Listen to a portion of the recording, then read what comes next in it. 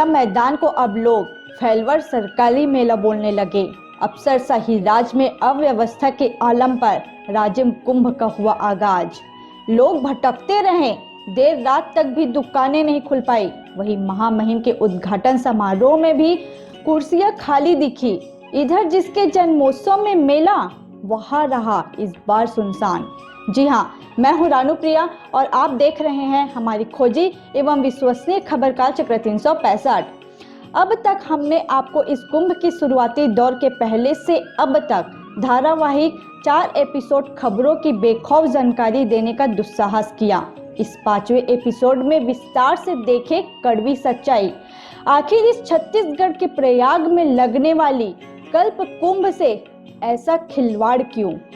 जब हकीकत बयां करने का वक्त आता है तो अधिकांश कलम एवं कैमरा का रुख बदल जाता है, पर काल चक्र 365 की पैनी नजर एवं उनके भंवर को भला रोकने की दुस्साहस किसकी हो सकती है। बात करते हैं धर्मधरा राजिम की, जहां प्रभु श्री राजीव लोचन के जन्मोत्सव को सदियों से माघी पूर्णिमा में मेले के रूप में मनाते आ रहे हैं। जहां राजिम मेला का भव्य आयोजन श्री हरि राजीव लोचन मंदिर से कुलेश्वर महादेव तक मेला लगाने की परंपरा बताई जाती है। जहां श्रद्धालुगण दूर दूर से आते हैं, वहीं भाजपा के तत्कालीन कद्दावर धर्मस्व संस्कृति मंत्री की सक्रियता से इस मेला को छत्तीसगढ़ का कल्प कुंभ नाम देकर देश विदेश तक ख्याति पहुंचाई गई। इधर इस बार सन 2025 में आदर्श आचार संहिता के चलते इस विशाल कुंभ मेला की पूरी व्यवस्था प्रशासनिक अधिकारियों के हाथों में सौंप दिया गया। अफसोस, इनकी अफसरशाही राज के चलते प्रारंभ से ही विवादों में घिरा रहा। प्रतीत होता मानो ये अधिकारी अपने मनमानी करने के उद्देश्य से मीडिया को भी अपने से दुरुस्त रखा हो। इधर नए मेला मैदान में इन अधिकारियों द्वारा राजस्व वसूली के नाम पर मीना बाजार वालों से करोड़ों वसूली किया जाने की बात भी प्रकाश में आई। वहीं मेला शुभारंभ के बाद लोगों की दुकानें आज तक भी सज नहीं पाई। छोटे छोटे व्यवसायी आज भी जगह के अभाव में अधिकारियों के चक्कर काटते नजर आए। इधर लाखों खर्च कर नदी में ही मुरम डालकर एनजीटी को खुलेआम ठेंगा दिखाते नजर आए। जहां औचित्यहीन बड़ी लंबी मार्ग बनाकर अति संवेदनशील वीराने में दुकानें आवंटन करने की बात देखी गई। जहां भय एवं असुरक्षा से दुकानदार अपना व्यवसाय लगाने से कतराने लगे। देखने में मिला ये अधिकारी बगैर किसी प्लानिंग के मनमाने क्षेत्रों में बेतहाशा आवश्यकता से अधिक मेला का विस्तार कर दिए, जिसके चलते आगंतुक सैलानी अब भटकते वापस होने लगे। दुर्भाग्य, जिस प्रभु के जन्मोत्सव में जगमगाहट होनी थी, जहां करोड़ों खर्च किए जाने के बावजूद उसके मंदिर परिसर में सुनसान लाइटों की अभाव देखी गई। सही अर्थों में चादर से अधिक पांव पसारने एवं अनुभवहीनता के चलते मेला उत्साह के बजाय परेशानी एवं खतरे की सबब नजर आने लगी। और तो और महामहिम राज्यपाल के उद्घाटन समारोह में पूरी कुर्सियां ही खाली दिखाई दी। देखे लोग क्या कहते हैं। देखिए, इस मेला में हम आपको क्या बताएं, लगातार यहाँ पे घटनाएं, दुर्घटनाएं, विवाद की स्थिति पूरी बनी हुई है।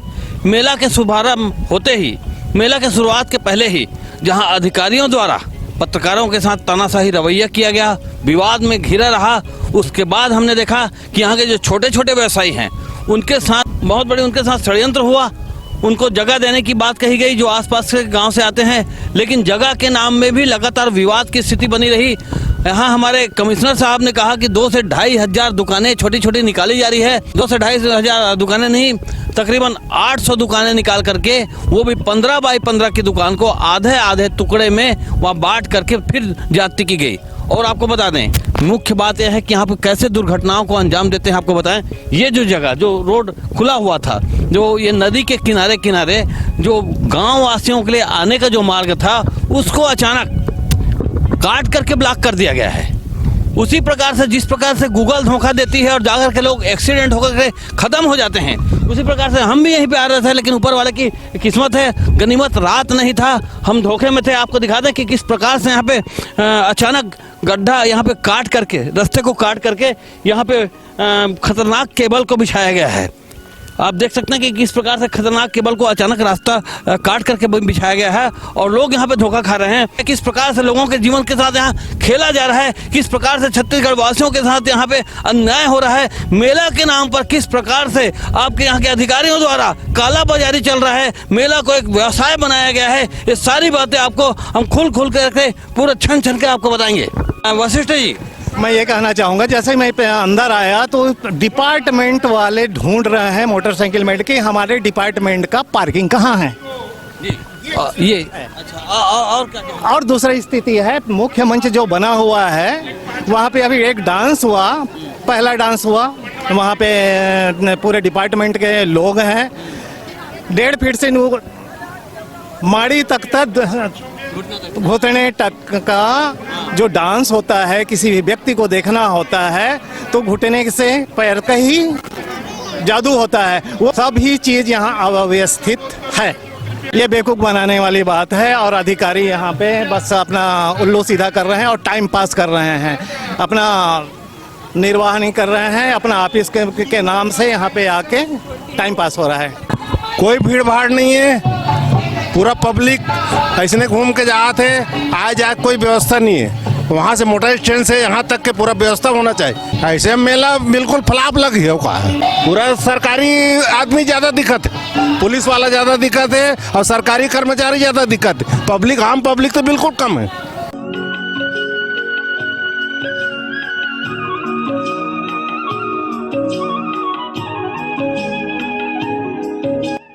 देखिए, कुंभ मेला की शुरुआत हो चुकी है। माघी पूर्णिमा, वास्तव में माघी पूर्णिमा का जो मेला होता है वो सनातन धर्म के तहत वैदिक परंपरा के साथ साथ ऐतिहासिक यह मेला है। यह मेला जो होता है भगवान श्री हरि राज्यलोचन के जन्म उत्सव के रूप में मनाया जाता है। लेकिन दुर्भाग्य की बात है, जब लोगों के शब्दों से हमने सुना, लोगों के कथनों से सुना कि भगवान श्री हरि राज्यलोचन मंदिर का जो परिसर बाहर क्षेत्र है वहाँ पे काफ़ी सूना था और वातावरण सारा राजीव नगर से बाहर वहाँ पे चमक धमक लाने की प्रयास की गई है। कई लोगों का कहना है कि मेला पूरी तरह से फैल है। ये भी कहा गया है कि सरकार को जितनी चादर उतनी पैर फैलानी चाहिए, लेकिन यहाँ चादर के बाहर पैर निकलते आ रहा है। तकरीबन 4 से 5 किलोमीटर के एरिया को कब्जा करके ऐसा मेला बनाया है जो मेला किसी को समझ में नहीं आ रहा है। लोग आज पार्किंग ढूंढ रहे हैं, दुकानें ढूंढ रहे हैं, आखिर जाए तो जाए कहाँ।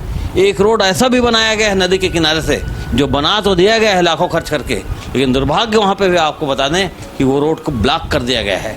आखिर उस रोड को बनाने का औचित्य क्या है? इस संबंधित यहाँ पे जो मंदिर के जो खासम खास हमारे जो पुजारी हैं। राजिम मेला आज का नहीं है, ये सनातन कई वर्षों से चला आ रहा है और जो व्यवस्था राजिम मंदिर के से लेकर कुलेश्वर नाथ तक के होता था वो व्यवस्था में बहुत कमियां दिखी है। लोग आ रहे हैं नवीन मेला मैदान को लेकर के, यानी बहुत ज़्यादा उनमें जन आक्रोश है कि यहाँ से 3 किलोमीटर दूर ले गया है, मंदिर की उपेक्षा की जा रही है। हम मंदिर का दर्शन करने के बाद वहाँ कैसे जाएं, जाने का कोई उचित साधन नहीं है, व्यवस्था नहीं है। नदी के किनारे रोड बनाई गई है लेकिन चलने की स्थिति में नहीं है, न जो गाड़ी चलाने की स्थिति में है। प्रशासन के द्वारा जो नवीन मेला मैदान को लेकर के इतना बड़ा आयोजन किया गया है, जो चाक चौबंद व्यवस्था है, ऐसा सुनते हैं, हम तो देखे नहीं है, गए तो पहले सब व्यवस्था बनाना चाहिए था। ये व्यवस्था हुई नहीं है और मेला को उठा के वहाँ ले जाया गया है। इसे जो बाहर से दर्शनार्थी आ रहे हैं उनमें काफ़ी जन आक्रोश देख रहे हैं। मंदिर में आके बोलते तो हम मंदिर की व्यवस्था तो अपना जैसा सुचारू रूप से करते हो चला आ रहा है। इस दो नाव के बीच में पब्लिक ऐसा फंसा हुआ है कि ना वो मंदिर से वहाँ जा पा रहे हैं, ना उधर के लोग इधर पैदल आ पा रहे हैं। ये अव्यवस्था हमको जन आक्रोश के माध्यम से मिल रहा है। खास करके आदरणीय, हमने एक चीज़ और देखा है, जिसके नाम से यह उत्सव मनाया जाता है माघी पूर्णिमा का मेला, वो मेला परिसर वास्तव में प्रभु श्री हरि राज्यलोचन के समक्ष होना था। और आज पूरा ये अंधकारमय हमने शाम को रात को देखा। इस परिप्रेक्ष्य में क्या कहना चाहेंगे? हाँ, ये आप जो बोल रहे हैं, राजीलोचन मंदिर से कुलेश्वर नाथ तक के जो मेला भरती थी, वो हम छोटे थे तब से देख रहे हैं और आज हमारी उम्र 60 साल है। जब से हम देख रहे हैं राजीलोचन से लेकर के कुलेश्वर नाथ तक के मेला लगती थी। आज इस जगह का इतना भयंकर उपेक्षा किया गया है जिसका कोई सीमा नहीं है। यहाँ मुख्य गेट के पास ना तो कोई गेट बनाया गया है, ना राजीलोचन मंदिर से लेकर कुलेश्वर नाथ तक के कोई ऐसा सांस्कृतिक कार्यक्रम को यहाँ से वो निकाल के ले जाया गया है जो यहाँ पर का एक गरिमा है। गंगा आरती को रखा गया है और यहाँ से मुख्य कार्यक्रम को वहाँ ले जाया गया है। ये बहुत फीका महसूस हुआ। इस मामले में हमने कुछ लोगों से बात भी किया, मीडिया वालों से बात की, तब जा कर के अभी ये मुख्य अपना वीआईपी रोड में कुछ गेट बनाई जा रही है। आज तक एक गेट भी नहीं बना। हमको बहुत फीका लगा। और जो सनातन हमारी जो मेला लगती थी राजीलोचन से कुलेश्वर नाथ जाने के बीच में, जहाँ आपका साधु महात्मा लोग भी बैठते थे, आज तो भला कुंभ का दर्जा दिए हैं तो संत महात्मा लोग का यानी मेला लगती है। पहले छोटे मोटे साधु महात्मा लोग भी आते थे तो इस लाइन में बैठते थे, कोई हंसते हुए यानी देखते थे, कोई अपना मंगन वाले काम करते थे, कोई कांटे में सोकर अपना प्रदर्शन करता था। ये जो परंपरा हमने देखी है उसमें तो इनकी व्यवस्था को देख करके हमको कहीं नहीं लगा कि राजिम सनातन परंपराओं के हिसाब से मेला हो रहा है।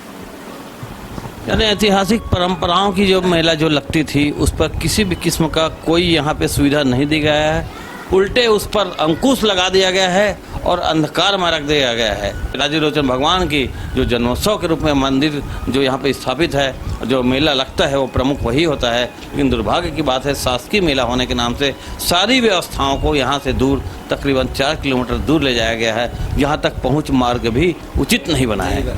मंदिर वालों को तो कभी पूछा ही नहीं गया सही ढंग से देखा जाए तो। और पुजारियों का जो 4 लोगों का वहाँ समावेश होता था वो भी ख़त्म हो चुका है। और ये अब जिस तरह से हो रहा है, एक तरह से कहा जाए कि पूर्णतः राजनीतिक मेला बनकर रह गया है, ऐसा कहा जाए तो गलत नहीं होगा। और इस मेला को फिर से पुनः सुव्यवस्थित करने के लिए मेरे विचार से बृजमोहन अग्रवाल को पुनः राजी मानना होगा, जिससे इसकी रौनकता को बरकरार पुनः रखा जा सके। और इस पर गहनता से विचार करके माननीय बृजमोहन अग्रवाल से भी निवेदन करते हैं कि वो इसको और 4 चांद लगाएं। शासन को इस बात को सोचना चाहिए कि राजिम मेला जो होता है भगवान श्री राजीलोचन के नाम से होता है और उसके ही स्थान जब अंधेला है तो ये शासन की विचारों की कमी कहा जा सकता है इसको। और इस पर फोकस होना चाहिए। यहाँ जो कार्यक्रम पहले होता था पूर्व में, वो कार्यक्रम को यहाँ से ना ले जाकर जिस मंच पे होता था उसी मंच पे रहने देना था, जिससे लोगों का रुझान बना हुआ था और कुलेश्वर मंदिर राजीलोचन मंदिर में आना जाना करते थे और वहीं पर विश्राम के नाम पर कार्यक्रम का भी आनंद लेते थे। अब ये आनंद उन लोगों से बहुत दूर हो गया है। तो बाल बच्चे भी लेकर आते हैं, सामान भी रहता है, तो उतने दूर मेला स्थल तक हम जाएँ कैसे। और लोगों का कथन है कि जब राजिम के नाम से मेला भरा जाता है और राजीलोचन के नाम से भरा जाता है तो ये मेला उठाकर अन्यथा जो ले गए हैं 4-5 किलोमीटर दूर, उसकी क्या जरूरत थी। भगवान श्री राजीलोचन के जन्मोत्सव के रूप में मनाया जाता है और उसके जन्मोत्सव का स्थान जो है, जो आप ये मंदिर देख रहे हैं भगवान श्री राजीलोचन का मंदिर, यहाँ पूरी तरह से बाहर में आप देखेंगे कि शाम के वक्त रात के वक्त सुना सुना रहता है, यानी कि अंधकारमय रहता है। यहाँ पे लोगों को आने के लिए काफ़ी सोचना पड़ता है। आखिर एकाएक इतना अंधकारमय रखने का कारण आखिर क्या है? क्या भगवान श्री राजीलोचन के साथ उनकी कोई खास दुश्मनी है या राजिम वालों से दुश्मनी है? ये सारी बात सोचने के लायक बात है।